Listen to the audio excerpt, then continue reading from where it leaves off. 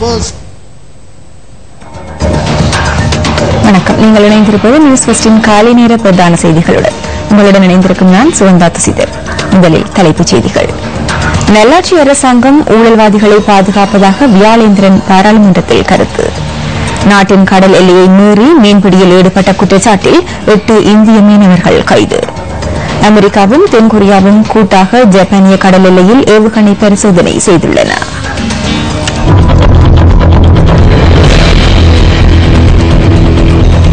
தொடர்பான விரிவான செய்திகள். பாராளுமன்ற உறுப்பினர் அமல் வியாழேந்திரன் நேற்று பாராளுமன்றத்தில் ஊழல் தொடர்பில் இவ்வாறு கருத்து தெரிவித்தார். நல்லாட்சி ஏற்பட்டு இன்று 2 வருடங்கள் கடந்து 3வது வருடத்தை நோக்கி போகின்ற இந்த சூழலிலும் இந்த நாட்டிலே எதை சொல்லிக்கொண்டு எதை கூறிக்கொண்டு வந்தார்களோ, ஆனால் அதை அவர்கள் நடைமுறைப்படுத்தினார்களா என்பது இங்கே மிகப்பெரிய ஒரு சந்தேகத்துக்கிடமான கேள்வியாகவே இருக்கு. ஊழலற்ற அல்லது ஊழல் புரிந்தவர்களை சட்டத்தை முன்னிறுத்துகின்ற நடவடிக்கையிலே இந்த அரசு எந்த அளவுக்கு வெற்றி கண்டிருக்கின்றது என்று பார்த்தால் நிச்சயமாக அதிலே அவர்கள் முழுமையான வெற்றியை பெறவில்லை என்றுதான் கூற வேண்டும்.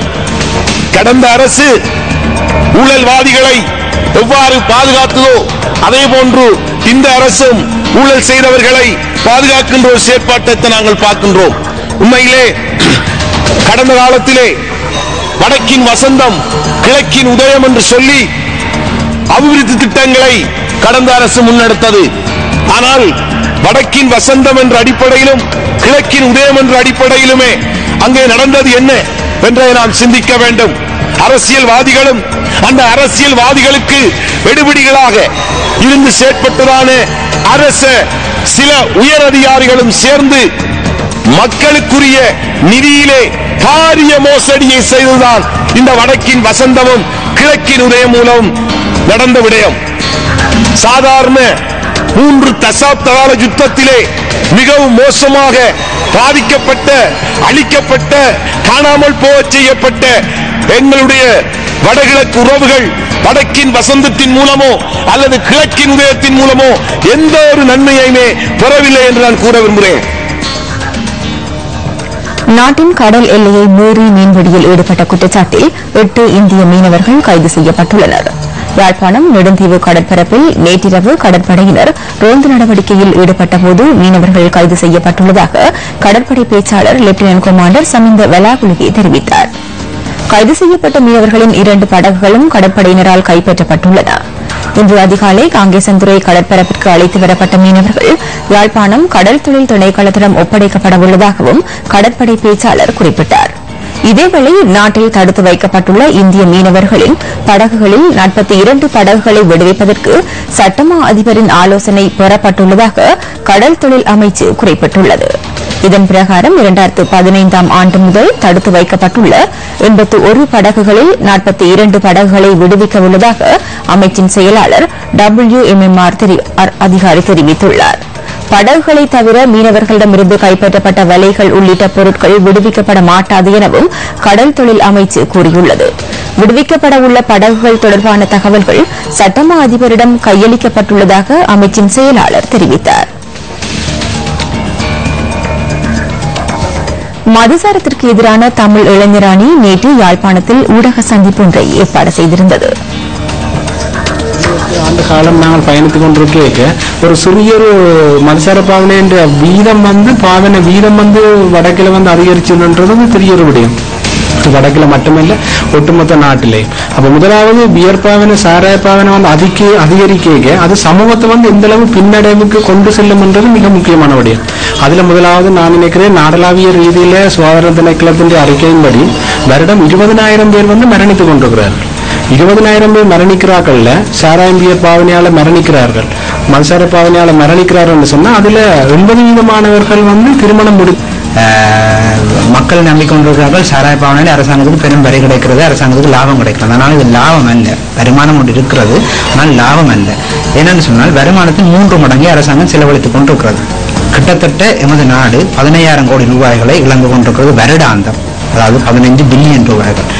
நாங்கள் ஒப்பிட்டு பார்த்தோம்னு சொன்னால் சமுர்த்தி உதவி தொகையாக ஒதுக்கப்படுற நிதி 90 மில்லியன், 9,000 கோடி, 15,000 கோடி நாங்கள் செலவழிச்சு. டெங்கு சிகிச்சைகளுக்காக விசேட வைத்திய நிபுணர்கள் உள்ளிட்ட 250 வைத்தியர்களை கடமையில் ஈடுபடுத்த உள்ளதாக சுகாதார அமைச்சு தெரிவித்துள்ளது. இதற்கமைய நீர்கொழும்பு, தாளங்கம, வேதர, பாணந்துறை மற்றும் அதனை உள்ளிட்ட இடங்களில் இந்த வைத்திய நிபுணர்கள் சிகிச்சை வழங்க உள்ளதாகவும் சுகாதார அமைச்சு குறிப்பிட்டுள்ளது. நாளுக்கு நாள் டெங்கு நோயாளர்களின் எண்ணிக்கை அதிகரித்து வருவதால் இந்த விசேட டெங்கு சிகிச்சை பிரிவு ஸ்தாபிக்கப்பட்டுள்ளமை குறிப்பிடத்தக்கது.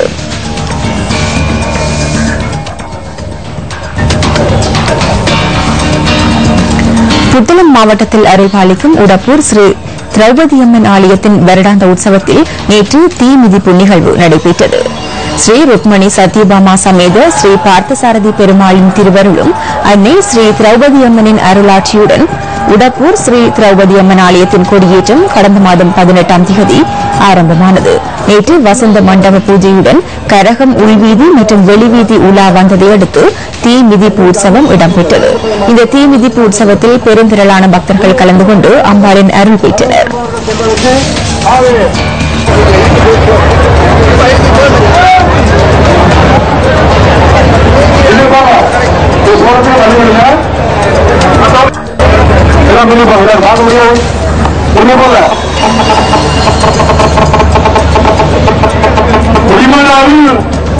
பெண்களுடன் இருக்கும் ஆண்களை தவிர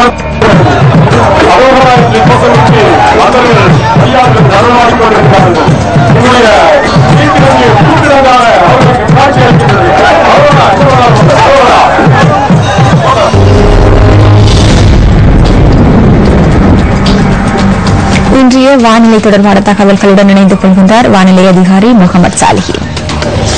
நாட்டின் பெரும்பாலான மாகாணங்களில் மழையின்றிய சீரான வானிலை நிலவக்கூடும். எவ்வாறாயினும் சப்ரகமுவ மாகாணத்தில் சிறிதளவு மழை பெய்யக்கூடும் என எதிர்பார்க்கப்படுகின்றது. அத்துடன் கிழக்கு மாகாணத்தின் சில இடங்களில் பிற்பகல் 2 மணிக்கு பின்னர் மழை அல்லது இடியுடன் கூடிய மழை பெய்யக்கூடும். தென் மாகாணத்தில் குறிப்பாக ஹம்பாந்தோட்டை மாவட்டத்தில் மணித்தியாலத்துக்கு 50 கிலோமீட்டர் வேகத்திலான ஓரளவு பலத்த காற்று வீசக்கூடும். கடல் பிராந்தியங்களை பொறுத்தவரையில் நாட்டை சூழவுள்ள கடல் பிராந்தியங்களில் சீரான வானிலையே காணப்படும். காற்று மணித்தியாலத்துக்கு 30 முதல் 40 கிலோமீட்டர் வேகத்தில் மேற்கு திசையில் இருந்து தென்மேற்கு திசையை நோக்கி வீசும். புத்தளம் தொடக்கம் கொழும்பு, காலி, ஹம்பாந்தோட்டை ஊடாக பொத்துவில் வரையான கடல் பிராந்தியங்களில் மணித்தியாலத்துக்கு 50 முதல் 55 கிலோமீட்டர் வேகத்திலான ஓரளவு பலத்த காற்று அடிக்கடி வீசக்கூடும்.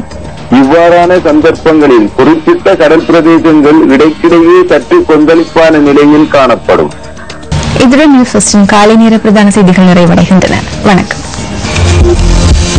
Hotline 0114-896-896 www.newsfirst.lk. Feedback at newsfirst.lk.